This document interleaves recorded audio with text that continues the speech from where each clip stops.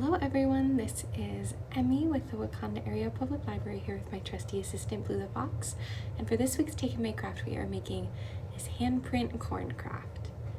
In your craft kit this week you'll receive one sheet of yellow cardstock and one sheet of green cardstock. You'll need scissors, glue, your coloring supplies of choice, and a pencil.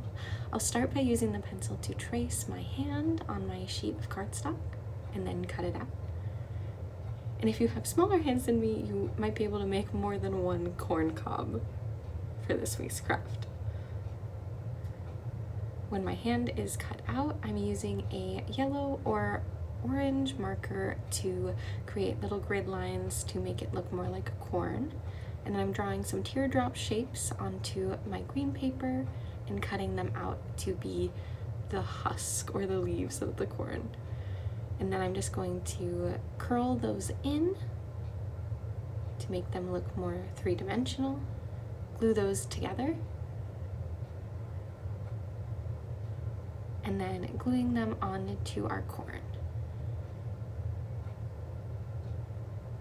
And as always, please feel free to share your finished Take and Make crafts with us at Wauconda Area Library on Instagram and Facebook.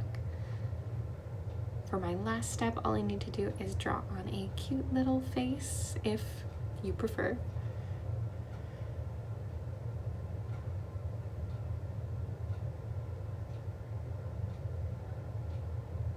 And with that, our handprint corn cob is complete. Thank you so much for joining me and Blue. Please make sure to like the video and hit the subscribe button, and we'll see you next week with a new Take and Make craft. Bye!